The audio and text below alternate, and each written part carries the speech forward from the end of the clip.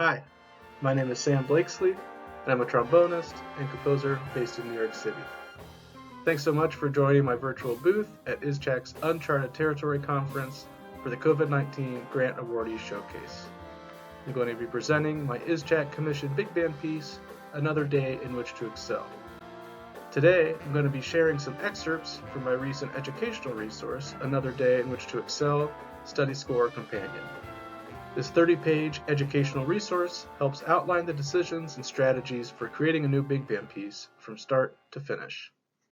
When I first started thinking about how I wanted to compose this piece, I wanted to try something a little different, where in the first beginning stages of the piece, instead of starting everything with pitch material, I thought I'd start something with a rhythmic structure and build out from there, something that could help me kind of get out of my comfort zone and not fall into really familiar traps. So on the subject of rhythmic structures and Another Day in Which to Excel, we're going to follow the thread of construction on how we start with random numerical rhythmic values, then turn those into time signatures, then take those time signatures and turn them into larger rhythmic structures or phrases, and then how that leads us to our final theme A material.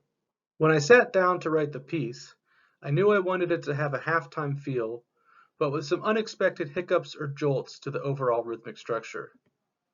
To try to create something unpredictable to both myself and eventually the listener, I assigned a different, increasing rhythmic duration, with the exception of the quarter note triplet, to numbers 1 through 6 and created different orders of the same 6 numbers.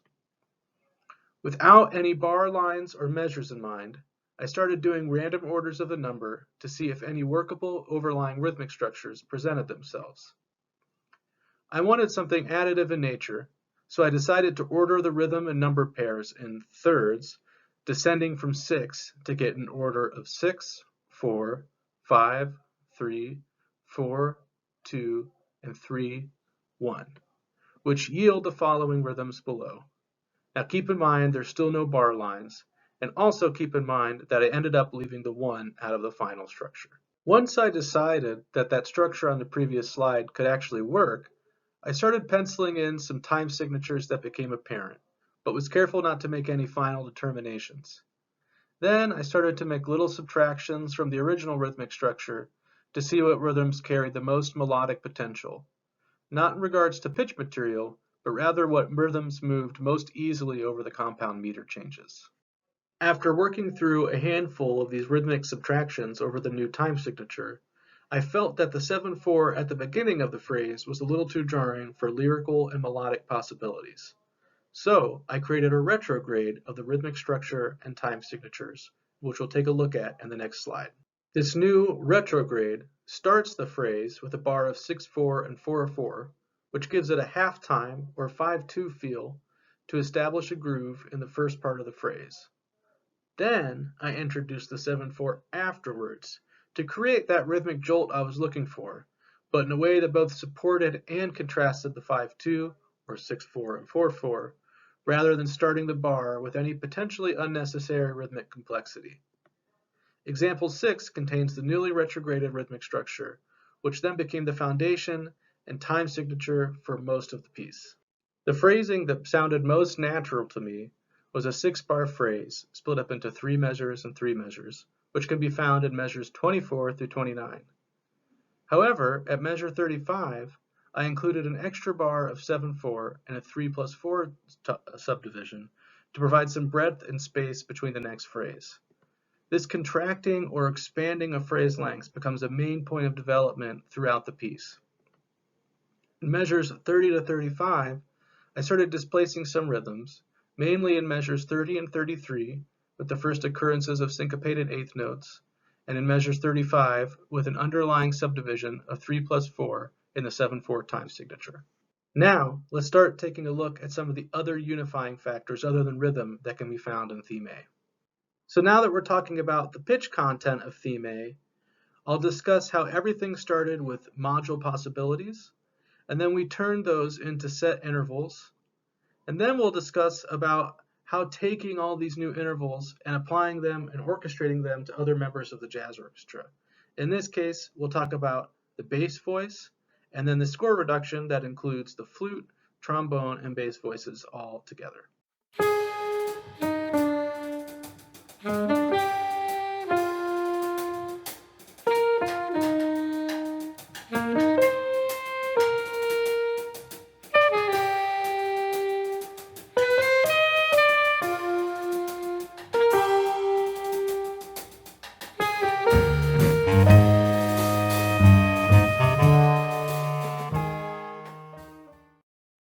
creating the pitch material, I employed the three-pitch module approach of Bob Brookmeyer, a tool that was relatively new to me at the time of composing this piece.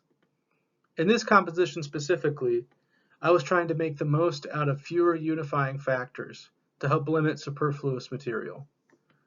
Using his approach, I was shocked and amazed at how such a small set of intervals could aid in creating so much compositional material to work with. In example 2, measure 14 is the primary module for the piece, and in measures 15 through 21 are just some of the different manipulations and inversions that helped create the unified melodic material over the course of the composition. The two modules that I thought were the most engaging from example 2 were the primary module in measure 1 of A flat, E flat, D, and the module found in measures 20 of E flat, A flat, D. I thought both had a more open quality without any resolutions of the pitch material, and I thought that that would pair best with the additive ebb and flow of the rhythmic structure. So I simply decided to put these two modules back to back, and this organization of these modules became the most foundational intervallic material for the rest of the piece. Now that we've discussed the module and pitch material, now let's take a look at theme A in its entirety in an audio example with all the intervallic material listed above and below each module cell.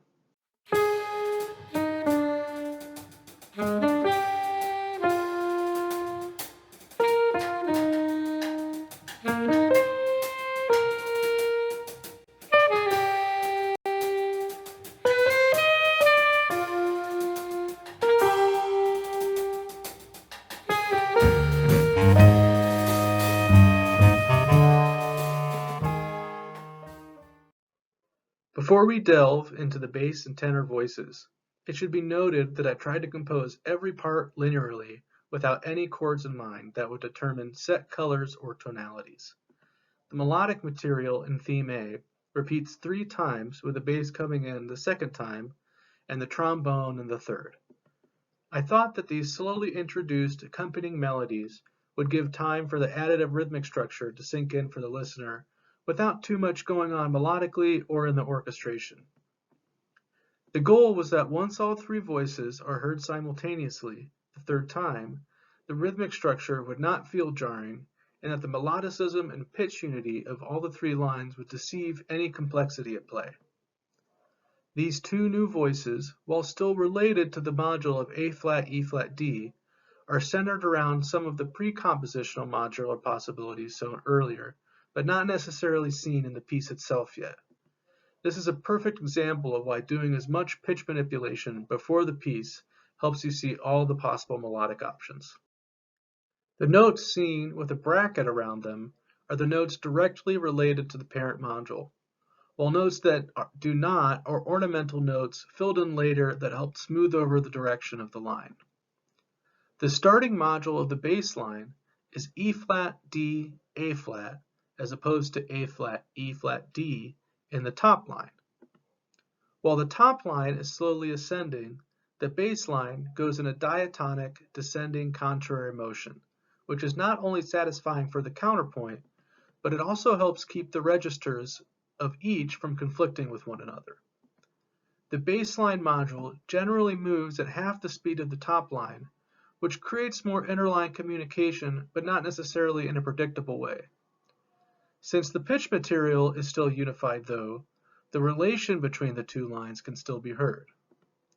Since the pitch material in measures 20 to 23 of the top line of theme A was created using free choice, I thought that it would make sense to have the bass follow suit in those measures.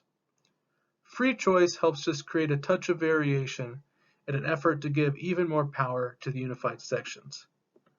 With this in mind, I view 20 to 23 almost as the bridge of theme A. In regards to the phrasing and rhythmic structure, measure 27 includes an extra bar of 4/4 to develop the same idea of breadth and space after the resolution of each phrase that we saw earlier. As the piece continues, this compression and expansion of the rhythmic phrasing becomes a main point of development. In the sustained notes of the flugelhorn and bass, in measures 26 to 27, it provides an opening for the third voice of the trombone to enter, which fills out the harmonic color and gap in registers between the melody and bass voices in the third iteration of theme A, which we'll see in the next slide.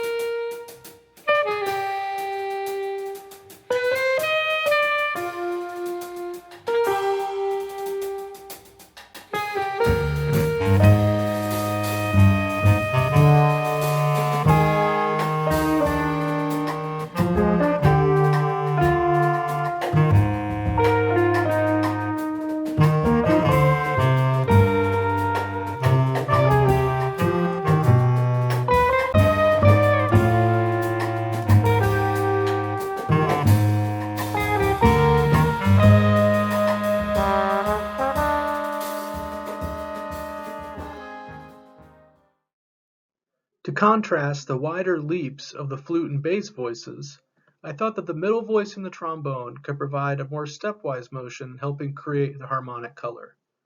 A quick note here, I'm not referring to it as chords because of their linear construction. However, I will show how these linear colors can become chords in the study score companion. Now here, the trombone entrance in measure 2 we can see as an imitation of the bass in measure 1, but transposed up a perfect fourth. The resulting sonority in measure 3 contains the notes E flat, D, and A flat, which is similar to the starting module of the bass voice, but now with a minor ninth between the trombone and the flute, as opposed to a minor second. While it is easiest to see all module possibilities initially within a single octave, you can open up a lot of doors by rearranging the same order of notes into different registers. It also helps mask reoccurring sonorities while keeping the pitch material unified in the orchestration. In the trombone voice, the ascending sequence of the descending stepwise line serves as the connective tissue between the flute and the bass voice. While the trombone does not follow the same contour of the flute and bass, there is a relation in the minor and major seconds present to the minor second found in the original module of A flat, E flat, D. There is also imitation of the tritone intervals of the bass part in measures 10 and 11, as well as the C, B flat, E flat, which corresponds to the intervals of measure 9 in the bass. Let's listen to the last iteration of theme A with all three voices.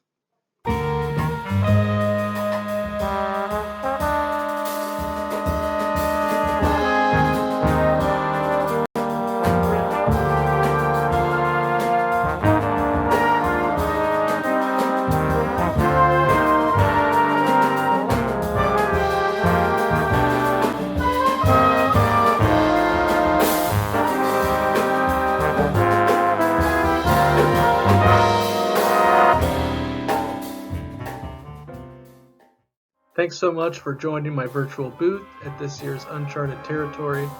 It's been great to share the inner workings of this piece with you and everything about its construction leading up to its final form. If you want to know more about the Study Score Companion, upcoming releases, or simply just want to stay in touch, please connect with me at any of the links shown here. Thanks again, and I hope you have a great weekend at Uncharted Territory.